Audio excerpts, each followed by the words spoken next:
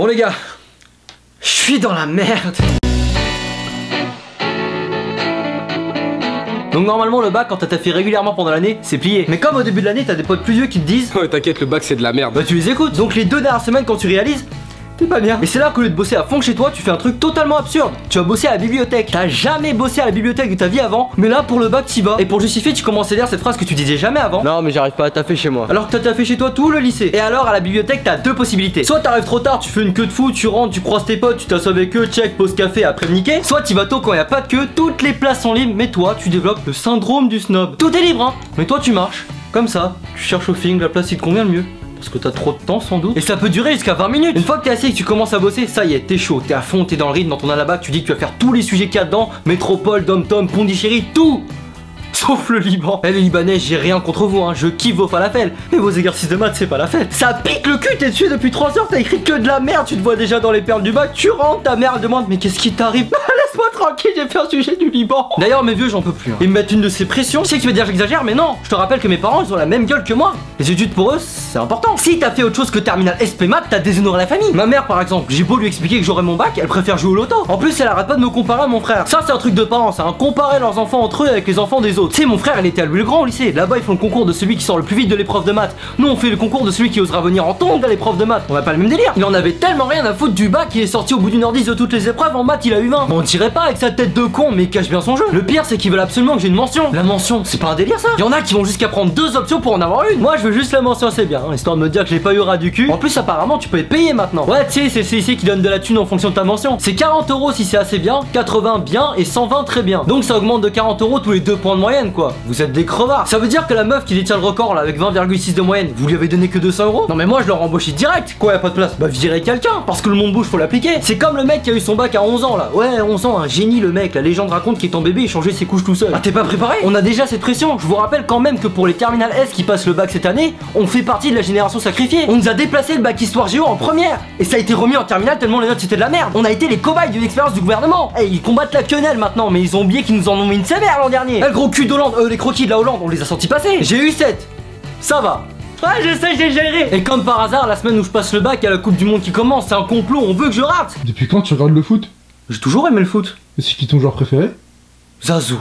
Mais quand il pense le bac déjà, rien qu'en première c'était n'importe quoi. Le TPE, mes 2 matières c'était SVT et français. Comment tu veux faire un exposé qui allie l'SVT et le français? Je prends quoi comme sujet? La dissection du cul de Voltaire, on se fout de ma gueule. Et l'oral de français. Quand tu sais qu'il y a des élèves qui ont 6 textes à réviser et que toi t'en as 38. En plus t'as toujours un connard de terminal pour te dire. Mec l'an dernier j'ai eu trop de chance, j'ai révisé qu'un seul texte et je suis tombé dessus. Alors que toi tu les fais tous sauf un et c'est celui-là qui tombe. Et puis français c'est quand même la seule matière avec la philo où chaque année il y a une histoire de fuite. Chaque année, soit c'est un groupe de barbares qui attaque le camion qui transporte les sujets, soit c'est un prof qui a été corrompu. Et s'il y a rien, t'as toujours un pote qui t'annonce une prophétie. Mec cette année le sujet en philo ce sera la conscience. Comment tu sais? T'inquiète. Et cette prophétie, t'as beau savoir que c'est que des rumeurs, va t'influencer dans tes révisions. D'ailleurs à tous les premières qui passent le bac français cette année, le sujet ce sera le théâtre. Comment on le sait?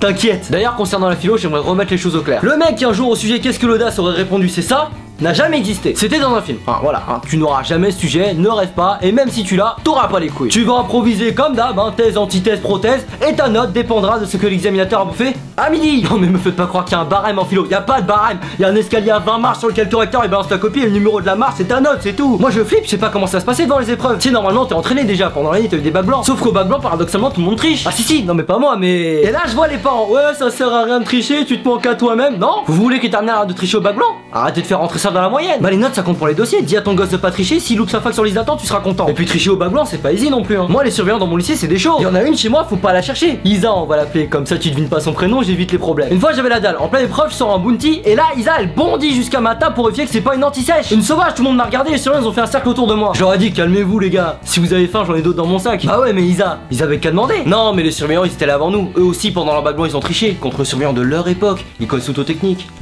Mais bon, pour se retrouver surveillants, c'est qu'ils sont dû tricher le jour du vrai bac aussi, mais... Bien sûr, ne trichez pas le jour du vrai bac. Non, mais ils sont trop vigilants maintenant. C'était l'an dernier, il y a un gros fait divers. Au bac, une mère se fait passer pour sa fille à l'épreuve d'anglais. Et bah devine c'était où? Dans mon lycée. Et devine qui l'a cramé? Voilà. Je suis pas du genre à remuer le couteau dans la plaie, mais je me dis... Qu'est-ce qui s'est passé le matin dans leur tête?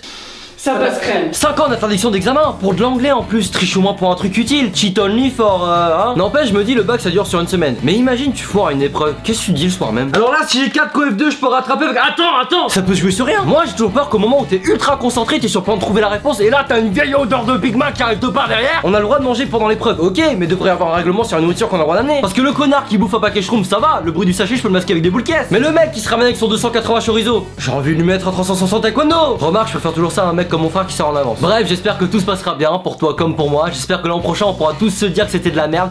Comme d'hab, si la vidéo t'a plu, n'oublie pas de cliquer sur ce panda pour t'abonner. Et pense à lire la description de cette vidéo le jour des résultats parce que je mettrai mes notes dedans. Du coup, j'ai pas intérêt à me foirer hein. Bref, on l'aura tous. Inch Bouddha.